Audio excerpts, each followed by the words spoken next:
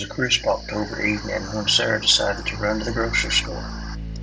The autumn air had that bite, the kind that hinted at frost, and the early dark made the world feel heavy, like it was holding its breath waiting for something to happen. She needed to pick up a few things for the Halloween party she was hosting, and she didn't want to leave it till the last minute. Tonight the store was quiet, dim lights buzzing and casting long shadows on the aisles. She moved through the fluorescent maze, grabbing bags of chips, a few cans of soda, and some pumpkin-flavored treats for the kids. Her phone buzzed.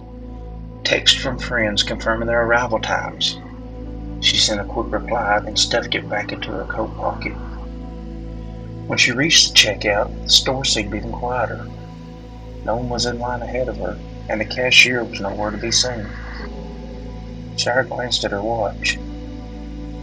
7:23 p.m. Where'd everyone go? She couldn't shake the feeling that something was off. She stood there awkwardly, shifting from foot to foot, waiting. The hum of the overhead lights was the only sound, but then it stopped. A soft click, and the lights flickered, then all went dark. "Hello?" she called out. Her voice felt small in the darkness, swallowed by the silence. The faint glow of the emergency lights flickered on, casting an eerie, greenish hue across the store. She could barely make out the shelves, the rows of groceries like hunched figures in the dimness. A cold wave of unease washed over her. "Is anyone else here?" she asked, a little louder now, but the darkness swallowed her words. Sarah's phone lit up briefly, its screen casting a pale blue glow. She tried to check for messages, but it died. No signal. Not surprising, the outage must have knocked out the cell towers too. She shoved it back in her pocket and began walking down the aisle, hoping to find someone. Anyone. The cold, empty aisles stretched out in front of her. She heard a faint shuffle behind her. At first she thought it was just her imagination, but then another shuffle. Her heart raced. She quickened her pace, glancing over her shoulder. Nothing. Her breath quickened. She wanted to leave, to run for the door, but the exit seemed so far away, a small rectangle of light at the far end of the building. She could feel the walls closing in on her. Turning back toward the checkout, she froze. The cashier was standing there. She hadn't seen him come in, but there he was, standing at the counter, staring directly at her. His face was obscured by the shadows, but his body was unmistakable, stiff and unmoving. He didn't seem to have noticed her, or maybe he had. He just stood there, still as a statue, frozen in place. "Hello?" she asked, her voice shaky. He didn't move. She took a few cautious steps toward the counter, her shoes squeaking softly on the linoleum. Are you okay?" Still no response. As she got closer, her stomach lurched. His body looked wrong. It wasn't the clothes or the posture. No, it was his face. The shadow obscured most of it, but in the dim light, she could see the outline of his eyes. Wide. Too wide.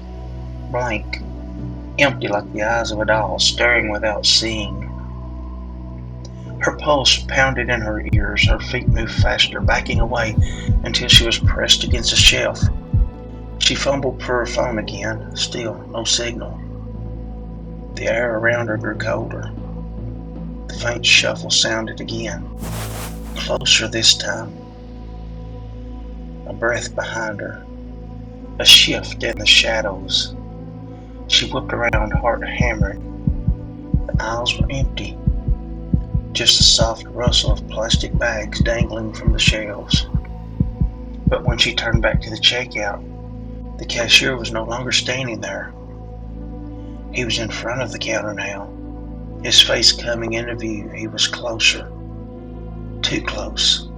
So close she could smell the faint, sickly sweet odor of decay. His mouth was slightly open, but there were no sounds, just that unnerving silence. Her hands trembled as she backed up slowly, her brain screaming at her to run. The lights flickered again, this time longer, and the store plunged into total darkness. In the pitch black, Sarah's breath came fast and shallow. She could hear movement, the shuffle of feet, too slow and too steady to be natural. Her heart raced, her hands clammy, every muscle in her body screaming for her to leave, but she couldn't see anything. She didn't dare move. And then, the whisper. It came from all around her, a soft, almost imperceptible voice in the darkness, brushing against her ear. Come closer. We're waiting. The hairs on her neck stood on end. She could feel the cold air prickling against her skin. Her body reacted before her brain could catch up, and she ran. She stumbled through the dark aisles, feeling her way along the shelves, her breath coming in ragged gasps. But no matter how fast she moved, the shadow seemed to follow, moving just as quickly as she did.